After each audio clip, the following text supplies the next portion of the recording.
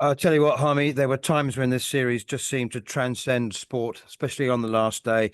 56 minutes of absolute theatre with Chris Wokes batting with an immobilized shoulder. I mean, it was just incredible. And, you know, 5 test matches, 25 days, 73 sessions. And at the end of it, just 6 runs between the teams in the final session. And it's finished 2-2. I mean, I know that we're involved at the heart of the greatest test series of all time. But for sheer drama and theatre, this one had an awful lot to offer, didn't it? Oh boy, did it. It was unbelievable. I know there's a lot of people are talking about 2005, and I think if you even get to that comparison or close to it, it just shows you what an epic test match series this has been. And I mean, Mohamed Siraj, I was pleased for him. I've never wanted England to lose, never ever want England to lose, but to see the reaction of his sort of total dejection at the Lord's Test match when he defended the ball back onto the stumps, and then to see it completely go the other way when he hit the base of off stump against Gus Atkinson. I mean, if there was ever anybody fitting to win a Test match and to finish it off, it was Mohamed Siraj. And to be fair, I think that captured the whole Test series. I think it was a fight. It was a scrap. I mean, it got tetchy, it got spiky, it got very volatile in the middle. Huge amount of respect on offer from both sides. Some unbelievable cricket played, some brainless cricket played, largely down to the fact that the other team put the other team under pressure to make some, ridiculous mistakes. Catches dropped, even to the point where Mohamed Siraj possibly could have been the villain, dropping Harry Brook and going over the boundary. All the sort of euphoria of Root and Stokes and Shubman Gill in a 25-day period. It was absolutely box office. I expected it to be good. I didn't expect it to be this good. And it's been, I mean, we'll come on to the save and test cricket bit probably a bit later, but what it's done for international test match cricket, hopefully it's left the 4-day conversation to one side, because if it did, this would have been a very, very boring series because we would have had all draws. And it's hopefully made the ICC open up and go, you know what, this is the best format of the game. And when it's nurtured and it's looked after and it's invested in, because it's invested in England. It's an investment. There's an investment in India and there's an investment in Australia. And we're going to get to Australia very, very soon. When you invest in Test cricket, you can see what the return is. And hopefully, over the course of these 25 days have shown what a great product Test match cricket is. People talk a lot about Mohamed Siraj's work rate and the fact that he's able to bowl a lot of overs and that he's always willing and that he's all heart and spirit. And it's slightly annoying because they tend to not talk so much about how skillful he is. It reminds me a little bit of people used to talk about how quick Steve Harmison was. And he could also bowl long spells. But when you've got, an easy asset to talk about, like Siraj's character and his spirit and his work rate, there's an awful lot of skill there, and he showed it. That I mean, do you know what, the wicket that he bowled Gus Atkinson with, the ball that he bowled Gus Atkinson with, was his 5th fastest in the series. He's bowled like over 1,000 balls, and that was at 143 kilometers an hour. I mean, he's a skillful bloke. He is, and I think he showed his skill in that 56-minute period this morning, because, I mean, it would have been interesting if there was a lot of talk about the game finishing last night. And if it finished last night, tired bodies, tired minds, India looked spent. They might have made that fateful decision in a tired mind to take the second new ball, when actually all they needed was a little bit of cloud cover, the lights to come on, and they'll make the old ball talk the way they did. And in that, the talking that the old ball did, the movement that it still was getting off the seam, and the ability to, if you held it up, seam up, to swing it, it was there and it was on offer. But sometimes when it's like that, you can bowl a bit wider because obviously it's swinging. You can bowl a bit shorter because you don't want the batter to sort of get his hands free. I thought the Krishna and Siraj partnership this morning didn't just show a lot of character. I actually thought that he showed a lot of skill level as well, because they kept off stump into play, made sure that the batter was trying to hit one side of the ground and making sure that, even with a small amount of runs to defend, Siraj's skill level today, coupled with the fact that his heart, his character, and his ability to, go to the well and ask that Duracell battery to keep going.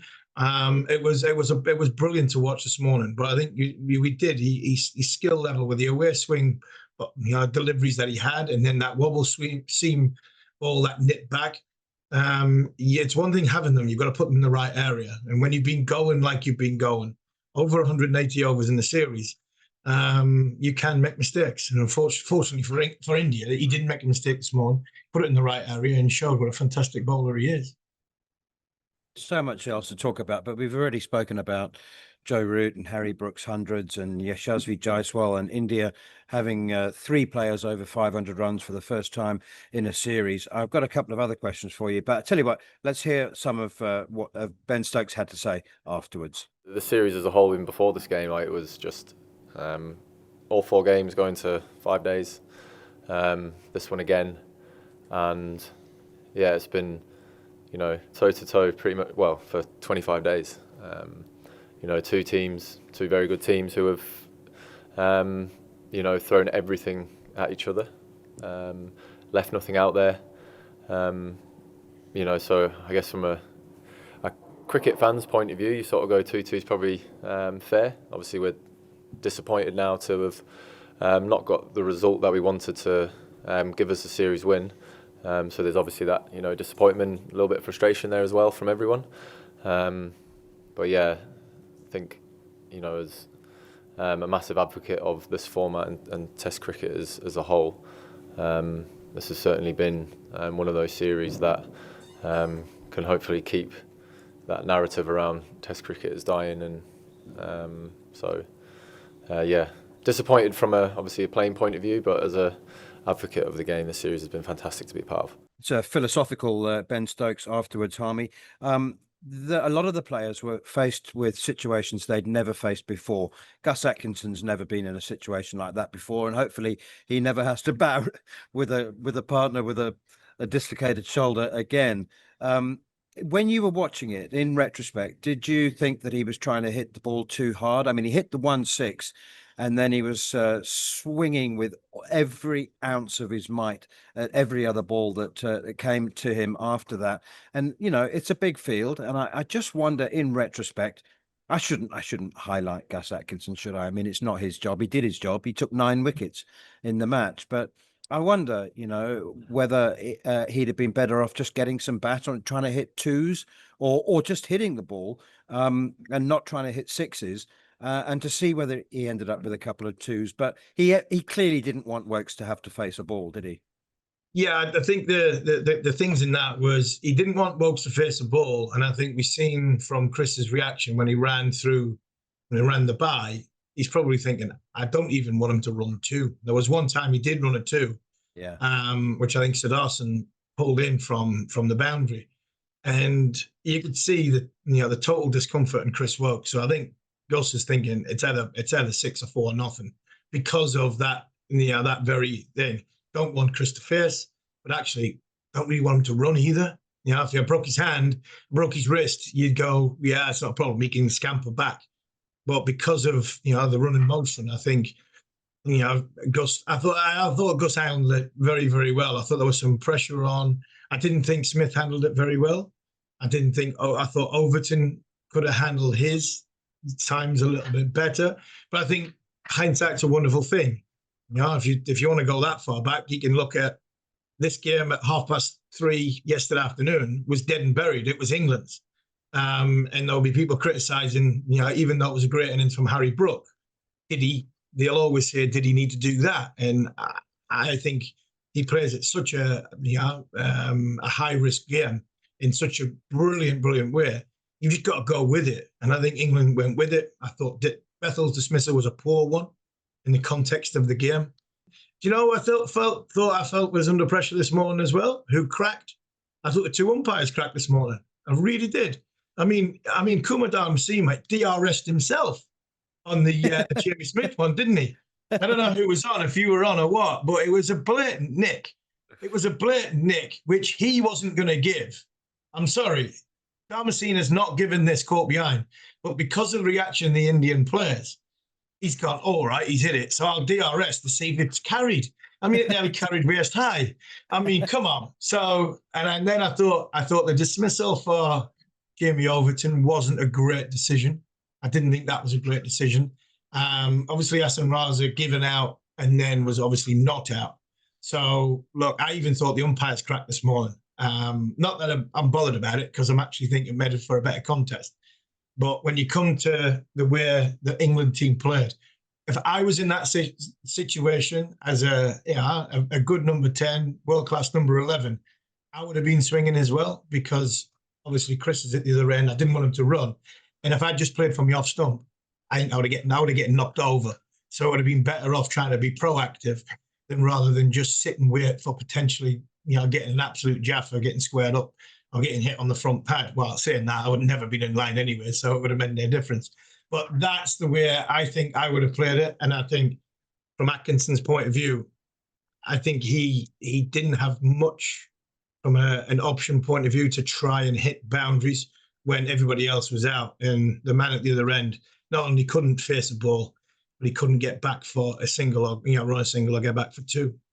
Harmy, let's talk about some individuals. But before we do that, just put to bed the question about injury replacements, will you? There was a really interesting story from the County Championship, actually, in the match between Northamptonshire and Derbyshire, where Northants coach Darren Lehman said that, I don't know if you know, but Zach Chappell had a personal issue, which meant that he was going to miss the final day of their championship game. And Derbyshire asked him to open the batting just because they were obviously batting to save the game. And Lehman, backed up by Mickey Arthur, said that in personal circumstances like that, a substitute should be allowed.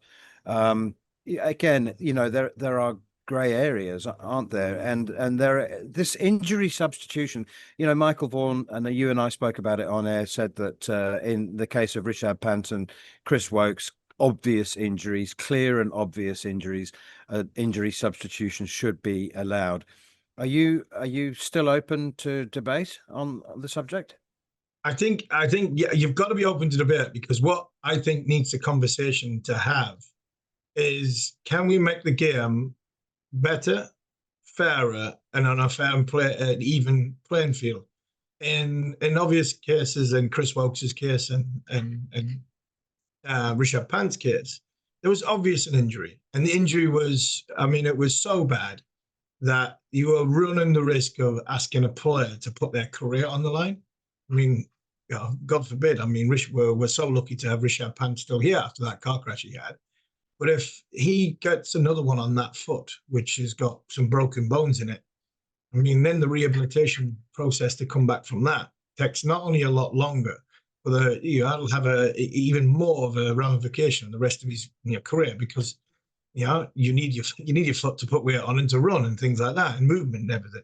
It's the same as Chris. That could have gone horribly wrong tonight if Chris had to face a ball. So I get the conversation to be had for it.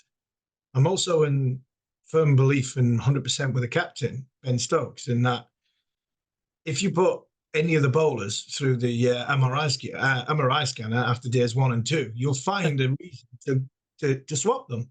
So if I've gone 0 for 80 in the first innings, send me for an MRI scan. Something will flare up. You might get a better fast bowler for the second innings. So it's such a great area. I think I'm all for the conversation. At the minute, I'm no. Okay, Harmy, the thing is, take a hamstring strain or a calf strain. That is a horrendous grey area. And what are you going to do? Who's going to adjudicate whether an injury is bad enough? And if you are the adjudicator, let's say the ICC spend another $1 million appointing a surgeon to oversee every match and to adjudicate on whether an injury is possible to be you can play through it or not. That would be impossible. It opens up to legal cases as well. Imagine, you know, would you be the surgeon that says like, yeah, well, you might have a groin strain, but I don't think it's bad enough, or the scan, it doesn't say that it's bad enough, and then the player carries on and he has a career-threatening injury. He could sue do you know what I mean? You know, I mean, is that what Michael Vaughan means when he says clear and obvious injury, like a break? Yeah, the clear and obvious injury is a break, a dislocation from the shoulder point of view. That's clear and obvious. Muscle injuries, no, I would never ever let a muscle injury substitute, because if that muscle gets injured, the likelihood is it's a wear and tear injury over a prolonged period of time that hasn't been managed well, or you were taking a risk with that person coming into the test match to start with. An accident like a broken finger, or like a broken foot, dislocation of shoulder, broken arm, all these things that are impact injuries, and that's why you've got, and if you have an impact injury, you can bat anywhere you want, bowl anytime you want. If you have a muscle injury, then you can't bat any time you want. You can bat at 7 if you're off the field for longer than the time that you have to come back on it. So I think because it's such a grey area, we are talking about trying to keep the lights on in test match cricket, because seven out of 10 test playing countries can't afford test match cricket. We're trying to get to 4-day games because they can't afford test match cricket. If we're now going to start employing surgeons to come into it, we're just making it more expensive in the long term for the home governing body. And then if you do have that medical expertise, the likelihood is, man, as like all good well, because you've covered cricket and covered sport, the medical team will always go on side of caution. So they'll always go, well, if you're feeling it, then I don't think you should play, but it'll be up to you. And that's the way a lot of my physios have done. I don't feel as though it's right, but if you think you can get through, there's a couple of painkillers, there's an injection, see you later, off you go, you make the decision. So kicking the can down the road and passing the buck to a medical expert who knows the human body but doesn't know cricket, again, tail wagging the dog, that for me is such the great area. So I'm all for the conversation. If it's a break, a little bit like the running, having a runner, or having time off. If it's a broken finger, broken hand, whatever, you can rejoin the game at any given point in time. If it's a muscle injury, then you can't, because then you have to wait. Now there's a grey area in itself that could be rectified by saying, well, if it is an impact injury that has got a broken bone, but again, I just think at the start of the game you name your 11, and by the end of it, you finish the game with whatever's fit and proper to do that. 5 days is a long time. Test cricket is very, very tough physically and mentally. And for me, at the end of the day, you pick 11 fit bodies to play the game, and you got to hope and pray that you get through it. And if you don't, well, you've been unlucky. And the guy who's missed out has to find a way of contributing, i.e. Rishabh Pant, i.e., God forbid, if anything happened to Chris Woakes tonight.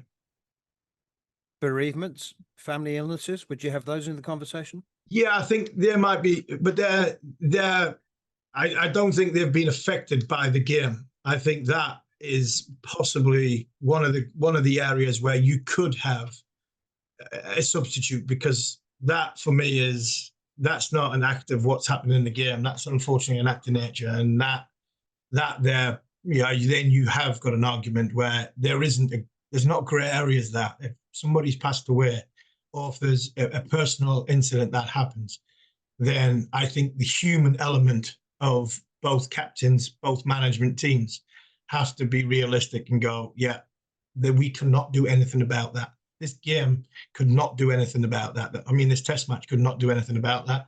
So that's fine. That isn't the grey area, because I mean that is out of the control of what's happened in the incidents of the game.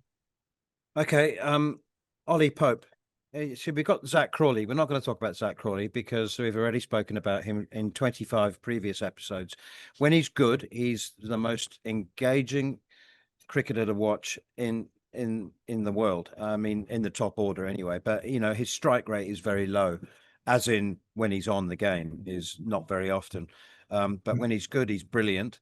Ollie Pope's a bit the same, Harmy. It's just the two of them in the top three. Ben Duckett, I think, is now world class, multi-format, and he's consistent. He scores a lot of runs often, even when he's not looking great. He's still making 30s and 40s. But Ollie Pope, 334 runs at 34, with 100 at the very beginning.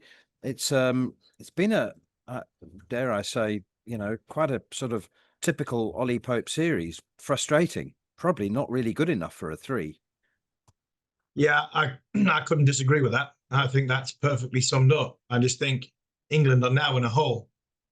I really think England are now in a hole with their selection, and they've got. And I think, unfortunately, there's no ladder to get out of it. They've just got hope and prayer that the ones that have backed and the people that have done well for the dressing room inside are the ones that are going to perform when it comes to the biggest stage, which is Australia.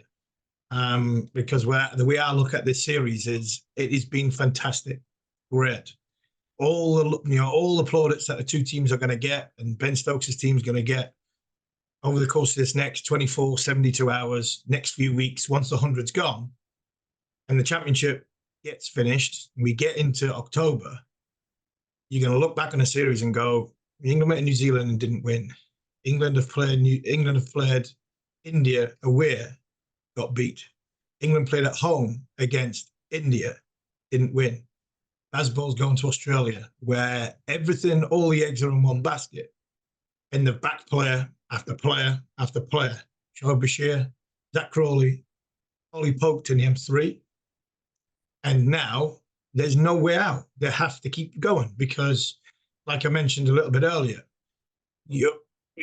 we all seem and all positive and all sound and great for the emergence of Jacob Bethel, which is fine. I think he's going to be a very, very good player, and he could be an absolute superstar. But at the minute, it just could be because he's got no professional hundreds. He's faced 250 balls since the 1st of April, and we've thrown him into a test match to replace Ben Stokes against India. And we're now going to the Ashes. We've got our number 3, who is potentially only replacement, is a bloke who is 21 years old, who has got loads of potential, and he's got no adult hundreds.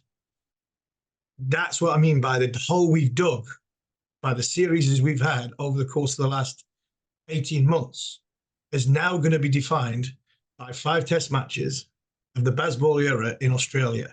That's fact. That's reality. That's not speculation. This is where we are. We have now got 5 test matches, in my opinion, to define Bazball. I think it's brilliant. I would not change anything other than possibly the odd selection, the way these guys play. I love the way Harry Brook plays. Joe Root's in the form of his life. We've now got the real Ben Stokes that can take on the world. That's what's exciting. Unfortunately, the non-exciting bit is the fact that we still have a problem with number 1. But I think we're going to be all right with Zach Crawley at the top. We've definitely got a problem with number 3 because of where we are, and keep sort of saying that he is a mainstay in the group, give him the captaincy and everything. And I love Ollie Pope. He's brilliant as a person, but he's not a number 3. And the only number 3 that potentially could be would be Jacob Bethel. So that's what I mean. We've got a problem in the hole. And then we've got a bowling attack who don't know what our first choice is. We don't know where our sort of prime assets and spearheads are. We've got a huge amount of potential in every one, but we get to the last test match and we play Atkinson, who couldn't get a game for Surrey last week because they didn't see him fit enough. And he bowled brilliantly, got 9 wickets. But this was before the test match. We had Overton, who's only played 1 test match. And the jury's still out on whether he's up to playing test match cricket. And you've got Josh Tongue, who hadn't bowled for quite a while and looked rusty, but even took wickets. And we didn't play a spin bowler. And the one that we've had is still raw and naive. Only other bowler than Stokes for me that's looked international class on this series is Archer, when he's played his 2 test matches. And we've got to get him through the next phase of white ball cricket to get him to Australia. They are things that we need, but that's what I mean by, I think Bazball has dug itself a little bit of a hole on selection. and we've got 5 Test matches to define it. And the Ollie Pope, Yeah, I don't think will ever go away. I wanted to ask you about Josh Tongue. Actually, is he the bowling equivalent of Ollie Pope and Zach Crawley? I mean, you very, I think, kindly described him as looking rusty, particularly in the first innings. I mean, his pitch map was was was was terrible. He bowled some awful deliveries. Are they completely mitigated by the fact that he also bowls wicket-taking deliveries, and he's taken 8 wickets in the match and 5 for 125 in the second innings? Is that what matters more? I mean, is the old-fashioned concept of building pressure not the England way? Is it like, as long as you bowl wicket-taking balls, it's like, England spinner doesn't keep it tight from one end. That's old-fashioned. Yeah, the thing for me with Josh Tongue was, like all tall bowlers, he needs overs under his belt. And it's hard because he has had fitness issues with injuries, but he's another one that I think England have in their total disregard of first-class cricket. I think England put some of their players under pressure by them not playing enough cricket to get themselves in tune and ready to play. And I think Josh Tongue was the biggest example this week that he got better as the Test match went on. He got better with each over that he bowled. And I think because of that, I think England again caused their own problems, because why did not Josh Tongue not play last week? You know what I mean? Why did Jacob Bethel play all summer? What, Sam Cook came in for 1 Test match, and you'll never see Sam Cook again, but he came in off the back of bowling 40 overs in the space of a month. Same with Matt Potts. Josh Tongue is just another prime example that England think, right, because they don't like first-class cricket and because they want to keep everybody together, it's not one-size-fits-all preparation. This is what I keep saying about preparation. It's not the same for everybody. And I think Josh Tongue he fell foul of not having enough bowling inside of him over the course of competitive bowling inside him over the course of the last few weeks.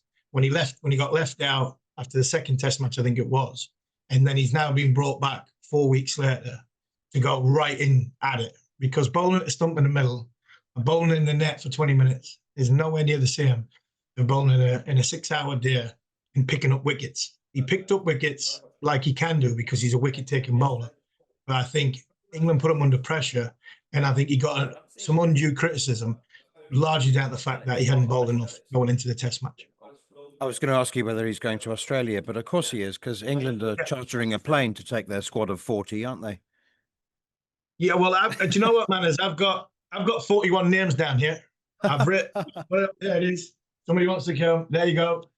I've got 41 names down there that will be on the plane from an England Lions tour to an England full tour. Like, at the minute, I've probably got a 21-20 split, and Josh is on that plane in the full tour, because, like I said before, England have dug themselves into a hole.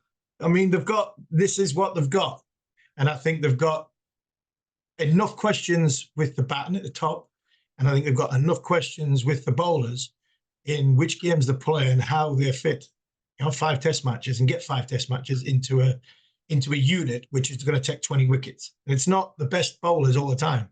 It's which ones are going to have enough qualities together in a 5-day period to take 20 wickets. And unfortunately for England, it came down to the crunch with no Stokes, no spinner, and 3 seamers who I think there was question marks on every single one of them going into that Test match with either form, fitness, or durability, and it ended up being 2-2. I'm becoming semi-obsessed with Rian Ahmed now. He's now scored 5 championship hundreds, 4 in the last 4 games. And our mate Alfonso Thomas, the Leicestershire coach, said that it was a mistake to pick Liam Dawson for the 4th Test at Old Trafford, and he says it should have been Rian. By the way, is he on your list of 21? He's just gone from the right-hand side to the left-hand side. Sorry, as the way you normally look at it, he's gone from row 57 to row 15. He is though, yeah. He's in my squad for it, because we're going to need something different. And he's going as my 3rd spinner. I just don't know who my 2nd spinner is. But for me, Rian, what he's done this season has been fantastic. And we were in India, weren't we, Manners? We walked over the field a couple of times in Hyderabad, seen the lads playing football, keepy ups and stuff like that. And there's Rian just playing with his bat and his ball, and he'd come over and have a cheeky word with us. He just he's obsessed by cricket. And that very first game when the opener gets injured, I'll go and open a bat, and you can just see him, can't you? You know, as Ben Stokes describes him beautifully when he talks about him. He just loves the game of cricket. Him and his brother. I think his brother's on the right hand side, and you know, and his mum and dad will have to have a word and say, "Well, 12 hours you can sit there, and then 12 hours give up your seat for your brother sitting on the other side of the plane." Because for me, Farhan will go as one of the young players, along with Rocky Flintoff will go, and I can't remember, Eddie Jack is the other one I've got on there as three youngsters that need to go with the Alliance to find out how good they are, as well as Rian Ahmed for me will go with the main squad to Australia be part of the Ashes. Because I mean, if something did unfortunately happen to Ben Stokes, you're going to need to find a seam bowler who can bat and a spinner who can bat to cover what Ben Stokes does. And I think Rian Ahmed might just fall into that category. You've been listening to Following On with me, Neil Manthorp, alongside former England fast bowler Steve Harmison. And we'll be back at a similar time next week for more of the same. I'll be in Australia. But for now, this has been Following On.